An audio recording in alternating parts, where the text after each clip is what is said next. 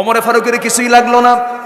সামনে চলতে চলতে হঠাৎ করে তিনি কানটা খাড়া করে রাখলেন, কান সোজা করে রাখলেন। তার কানের মধ্যে একটা গানের আওয়াজ তিনি শুনতে পেলেন। কোন মহিলা গুনগুন করে যেন গান গাচ্ছে, মহিলার কণ্ঠের গান। তিনি করলেন কি, সামনে চলতে চলতে হঠাৎ করে সোর্সটা পেয়ে গেলেন। একটা ঘর থেকে গানের আওয়াজ আসতেছে। গানের মূল ভাষা হলো একজন মহিলা একজন পুরুষকে পাওয়ার জন্য আবেগময়ী কিছু গান, বিরহের কিছু গান গাচ্ছে মহিলা। ওমরে ফারুক মনে মনে চিন্তা করলেন, এই জনপদে এইরকম গান তো কখনোই এলাও হবে না। কোন মহিলা তাহাজ্জুদের সময় এমনটা করছে? তিনি মনে মনে চিন্তা করলেন, অবশ্যই তাকে ধরতে হবে। দরজায় সে নক করলেন, কে গান গায়? এত বড় দুঃসাহস, তাহাজ্জুদের সময় তাহাজ্জুদ নামাজ না পড়ে, কোনো আওয়াজ নাই। ওমরে ফারুক রাদিয়াল্লাহু তাআলা আনহু দরজায় নক করলেন, দরজাও খোলে না। ওমরে ফারুক রাদিয়াল্লাহু আনহু কিতাবের মধ্যে আসছে, ঘরটা ছিল খেজুর পাতার বানানো বেড়ার ঘর। পিছন দিকে আসলেন, আস্তে করে বেড়াটা টান মারলেন, ভিতরে ঢুকে পড়লেন। ভিতরে ঢুকেই দেখেন সামনে প্রদীপ জ্বালানো, একজন মহিলার সামনে মাথায় কাপড় দিয়ে দাঁড়ায় আছে। ওমরে ফারুক বলছেন, মহিলা তুমি কি একটু চিন্তাশীল হও না? এই জনপদে তুমি কেন বিরহের গান তুমি গাচ্ছ? গান তো মানুষকে মুনাফিক বানায় দেয়। আল গিনা ইয়ামবুতুন নিফাকা ফিল কলবি। তুমি কেন এই সমস্ত বিরহের গানগুলো গাচ্ছ? কারণটা কি? এবার মহিলা ওমরে ফারুককে চিনতে না পেরে বলতেছে, যুবক আমি তোমাকে চিনি না, তবে আমি গান গেয়েছি, মারাত্মক ভুল করেছি। একটা ভুল আমার হয়ে গেছে, আমাকে মাফ করে দিও। তবে আমি করলাম একটা ভুল, কিন্তু তুমি করেছো একাধিক ভুল, 4-5টা ভুল তুমি করে ফেলেছো। কি কি ভুল বলো? নাম্বার 1 হলো তুমি জামার ঘরের মধ্যে ঢুকেছো, আমি তোমাকে পারমিশন দেই নাই। তুমি জামার ঘরের মধ্যে ঢুকেছো, সালামও তুমি দাও নাই। লা তাদখুলু বুয়ুতান গায়রা বুয়ুতিকুম হাত্তা তাস্তানিসু ওয়া তুসাল্লিমু আলা আহলিহা। সালাম দিলেন না, অনুমতিও নিলেন না। আপনি আমার ঘরে ঢুকবেন, দরজা দেন, ঢুকেন নাই। আপনি আমার বেড়া ভেঙেছেন, আমার ঘর নষ্ট হয়ে গেছে, বান্দার হক নষ্ট হয়ে গেছে। নাম্বার 4 হলো আপনি একজন পরপুরুষ, আমি একজন পরনারী। আপনি আমার পর্দার খেলাফ করে ফেললেন, আমার কথার পর্দা নষ্ট হয়ে গেল। আপনি এই যে 4টা ভুলটা করেছেন, এই 4টা ভুলের জন্য আমি আপনাকে ছাড়বো না, আমি আপনাকে মাফ করব না। ওমরে ফারুক বলছেন, তুমি কি করবা বলো? সঙ্গে সঙ্গে বলছেন, ওই মহিলা বলতেছে, শুধু সকালবেলা হবে সূর্যোদয় হওয়ার সঙ্গে সঙ্গে। তুমি কি জানো এই জনপদের শ্রেষ্ঠ খলিফা হচ্ছেন ওমরে ফারুক রাদিয়াল্লাহু তাআলা আনহু। এই পৃথিবীর শ্রেষ্ঠ ন্যায় বিচারক হচ্ছেন তিনি, তার কাছে চলে যাব। আমি তোমার বিরুদ্ধে মানহানির মামলা দায়ের করবো, আমি তোমাকে ছাড়বো না। এত বড় দোষ তুমি করেছো, আমি তোমাকে ছাড়বো নাকি? ওমরে ফারুক সামনে দাঁড়ায়া তার সামনে ওমরের কথা বলে। এবার ওমরে ফারুক বলছেন, ও মহিলা তুমি যে লোকটার নাম বলছো, তুমি তাকে চিনো নাকি? হ্যাঁ আমি তার নাম শুনেছি অনেক। এবার তিনি বললেন, আমার জানা মতো ওমরে ফারুক তো লোকটা খুব একটা ভালো না, জোতের লোক না। নিজের কথাকে নিজে ভালো বলা যায় নাকি? ভালো বলা যায় না। এই কথা শোনার সঙ্গে সঙ্গে মহিলা চরম খেপে গিয়ে বলছে, দোষ তো 4টা না, দোষ আরেকটা যোগ হলো। তুমি কার বিরুদ্ধে কথা বলো? আমার জানা মতে ওমরে ফারুকের মতো ভালো মানুষ এই দুনিয়াতে দ্বিতীয়টা আর এই দুনিয়াতে নাই। জোরে বলি আল্লাহু আকবার। ওমরে ফারুকের চোখে পানি চলে এলো, মাথা নিচু করে আল্লাহকে লক্ষ্য করে বলছেন, আল্লাহ এই মহিলা আমাকে ভালো বলে, আল্লাহ তুমি আমাকে ভালো বলে দাও। আল্লাহ তুমি এই মহিলার দোয়াটা তুমি আল্লাহ কবুল করে নাও। তারা সার্টিফিকেট নিয়েছেন প্রকাশ্যে না গোপনে গোপনে? আর এখন সার্টিফিকেট নাই, প্রকাশ্যে গোপনে না জোর কইরা। বলেন কি কইরা? জোর কইরা। প্রশংসা করতেই চায় না, জোর করে মুখ থেকে বের করায়, ঠিক কি না? নাম নিতেই হবে, প্রশংসা করতেই হবে, নচেত কি কথা কি বোঝা যায়? ওমরে ফারুক রাদিয়াল্লাহু তাআলা আনহু আড়ালে সমস্ত কিছু তিনি জানতে পারলেন। এবার মহিলাকে বলছেন, মহিলা শোনো, তুমি আমাকে ছাড়বা না নাকি? না ছাড়বো না, অবশ্যই তোমাকে মুখোমুখি করবো, আমি বিচারের মুখোমুখি করব। ওমরে ফারুকের তো কোনো দোষ নেই, কারণ তিনি হলেন গোটা দেশের প্রধান। কোন আসামিকে খোঁজার জন্য তার পারমিশন লাগবে না, কোনো ঘরে ঢোকার জন্য কিছু অনুমতিও দরকার নাই, কারণ তিনি প্রশাসকের বড় প্রশাসক, তিনি অ্যাডমিনিস্ট্রেশনের তিনি হেড অফ দি ডিপার্টমেন্ট। তিনি ঢুকতেই পারেন, কিন্তু মহিলা তো তাকে চেনে নাই। এবার ওমরে ফারুক বলছেন, শোনো তুমি কি সত্যি মামলা দিবে নাকি? হ্যাঁ দেব। একটা কথা তোমাকে বলি। কি কথা বলেন? তুমি যে গুনগুন করে গান গাচ্ছ, তুমি কার জন্য গান গাও একটু বলো তো আমাকে। এবার মহিলা বলে, শোনেন 4 মাস আগে আমার স্বামীর সঙ্গে বিয়ে হয়েছে। আমার স্বামী আমাকে রেখে চলে গেছেন মাত্র 3 দিন পর। বিয়ে হয়েছে মাত্র 3 দিন 3 রাত আমার কাছে ছিলেন। আমার স্বামীকে এই জনপদের খলিফা ওমর ফারুকের লোকজন নিয়ে চলে গেল, সীমান্ত প্রহরায় নিয়োগ হলো। আজকে 4 মাস গত হতে চলে, আমার স্বামীর কোনো খবর আমার কানে কেউ দেয় নাই। আমার স্বামী বেঁচে আছেন না মারা গেছেন কেউ আমাকে বলেও না। রাতের বেলা ঘুম থেকে জাগা পেয়ে ওযু বানায় নামাজে দাঁড়াবো, এমন সময় স্বামীর প্রেম ভিতরে জেগে উঠছে। সেই বৈধ স্বামীকে পাওয়ার জন্য, বৈধ পুরুষকে পাওয়ার জন্য আমি রাতের বেলা বিরহের গান গুনগুন করে গাচ্ছিলাম। ওমরে ফারুক মনে মনে চিন্তা করে, হারে দোষ তো আরেকটা যোগ হলো। কি কথা কি বোঝা যায়? দোষ তো আরেকটা যোগ হয়ে গেল আমার। এখন কি করা যায়? মহিলাকে লক্ষ্য করে ওমরে ফারুক বলছেন, শোনো, তুমি কি আমাকে মাফ করবা না? না, মাফ করবো না। ওমরে ফারুক বলছেন, শোনো, যে স্বামীর জন্য তুমি বিরহের গান গুনগুন করে গাইলা, যে স্বামীকে পাওয়ার জন্য তোমার আকুল আবেদন, সেই স্বামীকে আগামীকালকে যদি সকালবেলায় সূর্যোদয়ের সঙ্গে সঙ্গে যদি হাজির করে দেয়, তুমি কি মামলা দিবা না? কি মহিলা মুচকে হাসে। মহিলা বলে, কালকে সকাল কেন, সারাদিন সন্ধ্যা পর্যন্ত টাইম দিলাম জান। মানে আইন ঘুরে গেছে, মামলা কি হয়েছে? ঘুরে গেছে। আমার ভাইয়েরা, গোটা দুনিয়া যিনি চালান তিনি তো বোঝেন এই মহিলার রোগটা কোথায়, সমস্যা কোথায়। সমাধান হলেই তো সব ক্লিয়ার হয়ে যাবে। ওমরে ফারুক নিজের বাড়িতে চলে আসলেন, বউয়ের সামনে দাঁড়িয়ে বলছেন, আমার স্ত্রী, একজন স্ত্রী তার স্বামীকে ছাড়া কদিন পর্যন্ত ধৈর্য ধারণ করতে পারে? সর্বোচ্চ 3 মাস পর্যন্ত তার স্ত্রী তাকে বললেন, ওই আয়াতের নিরিখে, ওয়াল মুতাল্লাকাতু তারাব্বাসনা বিআনফুসিহিন্না সালাসাতা কুরু। 3 মাস পর্যন্ত ধৈর্যের একটা বাঁধ থেকে যায়।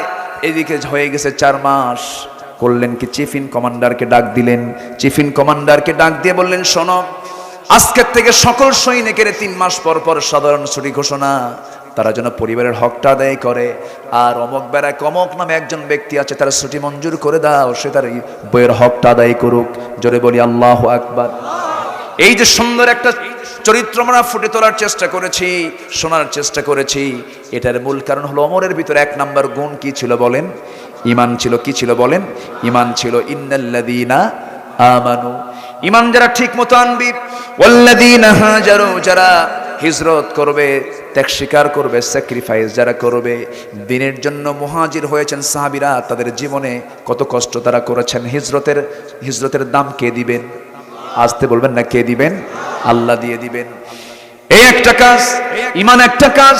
নাম্বার 3 হলো ওয়াল্লাযীনা জাহাদু ফি সাবিলিল্লাহ উলাইকা ইয়ারজুনা রাহমাতাল্লাহ ওয়াল্লাহু গফুরুর রহিম। জোরে বলুন আল্লাহু আকবার। যারা জিহাদ করবে আল্লাহর পথে, জিহাদ মানে আমাদের কিছু ভুল ব্যাখ্যা সমাজে প্রচলিত আছে। আমরা অনেকে মনে করি জিহাদ মানে হলো অস্ত্র শস্ত্র নিয়ে সামনে যা কিছু পাওয়া সবগুলোকে শেষ করে দাও, তার নাম জিহাদ না। জিহাদের চূড়ান্ত, জিহাদের মধ্যে যুদ্ধ আছে, যুদ্ধের মধ্যে জিহাদ নাই। জিহাদের মধ্যে কি আছে? যুদ্ধ আছে। হারবুন মানে হলো যুদ্ধ, জিহাদ, জিহাদের মধ্যে যুদ্ধ একটা পার্ট, কিন্তু যুদ্ধের মধ্যে জিহাদ নাই। জিহাদ মানে হলো এই যে আমি আপনি বসে আছি, এই জায়গায় কথা শুনতেছি, কথা বলতেছি, কত ব্যস্ততা ছিল, এখানে এসার সময় দিয়েছে, এটা একটা জিহাদ। নামাজ পড়তে মন চায় না, নামাজে দাঁড়ায়, এটা একটা কি? জিহাদ। নারীর দিকে তাকাতে মন চাইলো, তাকাই না, এটাও একটা জিহাদ। সুদের টাকা সামনে পড়ে আছে, সুদ খাবো মাসে মাসে 3 লাখ 4 লাখ করে, এরপরও খাই না, চান্স থাকার পরও, এটা একটা কি? জিহাদ। আমার ভাইয়েরা, ঘুষের কারবার, বড় অফিসার হয়েছি, চেয়ারে বসেছি, একটা চেক সই, একটা সিগনেচার সই করলেই 10 লক্ষ টাকার চেক পাওয়া যাবে, সিগনেচারে দেই না, এটা একটা কি? জিহাদ। আল্লাহ রাব্বুল আলামিন বলছেন, বান্দারে এই কাজটা যদি করতে পারো, জিহাদটা যদি করতে পারো, আমার সমস্ত রহমত আমি তোমার উপরে বর্ষণ করব। জোরে বলি সুবহানাল্লাহ। নামাজ কেউ ছেড়ে দেব নাকি? 5 ওয়াক্ত নামাজ পড়বেন কারা? 5 ওয়াক্ত নামাজ, একটু হাত তুলে দেখেন, জোরে ইয়া আল্লাহ, আরো জোরে ইয়া আল্লাহ। আমাদেরকে 5 ওয়াক্ত সালাত আদায় করার তৌফিক তুমি আল্লাহ দিয়া দাও। জোরে বলি আমিন, আরো জোরে আমিন, আরো জোরে আমিন। নামাজ কার হক? নামাজ কার হক? সবার আগে আমরা নামাজের জন্য যত্নবান হব। জোরে বলি ইনশাআল্লাহ, আরো জোরে বলি ইনশাআল্লাহ। সাহাবীরা কত কষ্ট করে নামাজ পড়েছেন। গোটা বাড়ি মিলে একটা চাদর, গোটা বাড়ি মিলে কয়টা চাদর? স্বামী স্ত্রী, ঘর নাই, পাহাড়ি গুহার মধ্যে থাকেন। আজান হয়ে যেত, বেলাল আজান দিতেন, তিনি পাহাড়ি গুহা থেকে বের হয়ে আসতেন। তালহা রাদিয়াল্লাহু তাআলা আনহু নবীর পিছনে দুরাকাত নামাজ পড়েই সালাম ফেরা মাত্রই তিনি উঠে দৌড় মারতেন। নবীজি একদিন পিছন দিকে ডাক দিয়ে বলেন, তালহা দিকে আসো, তোমার কি আমার বয়ান শুনতে পছন্দ হয় না? হ্যাঁ। তুমি আমার সামনে দিকে চট করে চলে যাও কেন? নামাজ পড়ি দৌড় মারো বাড়ির দিকে, এর কারণটা কি? তিনি কেঁদে ফেললেন, বলেন, ইয়া রাসূলুল্লাহ, আমার জীবন আপনার জন্য আমি কোরবান করে দেব, কিন্তু তুমি চলে যাও কেন? ওই সাহাবী বলছেন, ইয়া রাসূলুল্লাহ, আমার গায়ের যে চাদরটা আপনি দেখতেছেন, এই লম্বা কাপড়, এই চাদর ছাড়া আমার বাড়িতে দ্বিতীয় কোনো সতর ঢাকার মতো কোনো কাপড় আমার বাড়িতে নাই। বাড়িতে আমার স্ত্রী আছে, আমি এখন এই পোশাক পরে আমি মসজিদে চলে এসেছি নামাজ জামাত আদায় করার জন্য। আমার স্ত্রীর গায়ে এমন পরিমাণ কাপড় আছে যা দিয়ে তার সতর ঢাকবে না, নামাজও হবে না। আমি যখন নামাজটা শেষ করে বাড়িতে চলে যাব, আমার এই ফুল গায়ের চাদরটা আমার স্ত্রীর গায়ে দিয়ে দেব, সেই চাদর দিয়ে সেই নামাজটা পড়বে। আর আমি দেরি যদি করি, নামাজ সময় থাকবে না, সূর্যোদয় হয়ে যাবে। আমার ভাইয়েরা, এত কষ্ট করে সাহাবা একরাম নামাজের দিকে যত্নবান ছিলেন। যেখানেই থাকি না কেন নামাজ আমরা কেউ ছেড়ে দেব না। নামাজ আগে না কাজ আগে? নামাজ আগে না কাজ আগে? আল্লাহ পাক আগে নামাজের কথা বলেছেন, ফাসাউ ইলা যিকরিল্লাহ নুদিয়া লিস-সালাহ। নামাজের জন্য যখন আহ্বান করা হয়, ব্যবসা বাণিজ্য বন্ধ করে দাও, ওয়াযারুল বাইআ। আবার আরেক জায়গায় বলছেন, আহাল্লাল্লাহুল বাইআ, আল্লাহ ব্যবসাকে হালাল করেছেন। আবার ব্যবসাকে ক্ষণিকের জন্য বলেছেন, ব্যবসা থামায় দাও, নামাজে দাঁড়াও। কার কথা? নামাজ আমরা কেউ ছাড়বো? আল্লাহ তুমি সবাইকে নামাজি বানাও, জোরে বলি আমিন। মা বোনদেরকে পর্দায় থাকার তৌফিক দাও। চাচাতো বোন, চাচাতো ভাই, মামাতো ভাই, খালাতো ভাই, দুলা ভাই দেখা করা জায়েজ নাই। দুলা ভাইয়ের সঙ্গে হুন্ডাই চড়া শালি আছে না নাই? ফরিদপুরে আছে? আছে, ফরিদপুরে আছে। দুলা ভাইয়ের সঙ্গে হুন্ডাই চড়া যাবে? আসতে কোন কেন যাবে? দুলা ভাইয়ের পিছনে শালি চড়ে, বাপ কি করে? বাপ কি করে? বাপ বলে সর। খবরদার, এই সমস্ত নিকটতম আত্মীয় স্বজনদের সঙ্গে পর্দা করার দরকার আছে না নাই? আচ্ছা, ছেড়ে দিবেন না শালি দুলাভাইয়ের সামনে, জামাইয়ের হাতে নিজের মেয়েকে দিবেন না। নিজের যে বউ হয়েছে সে যাবে, নিজের শালি কখনো শালিকে দুলাভাইয়ের সঙ্গে দেওয়া যাবে না। হুন্ডার পিছনে শালি ওঠে, দুলাভাই হুন্ডা চালায়।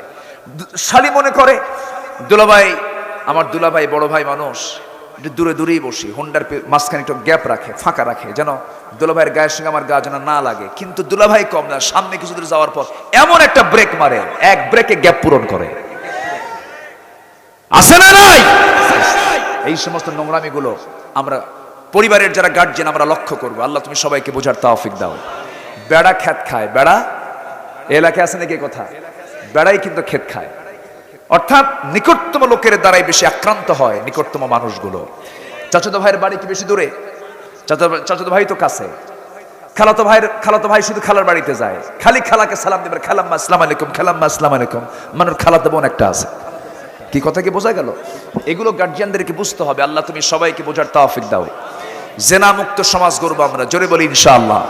সমাজে জেনা থাকবে না বিয়ে থাকবে? বলেন, সমাজে জেনা থাকবে না বিয়ে থাকবে?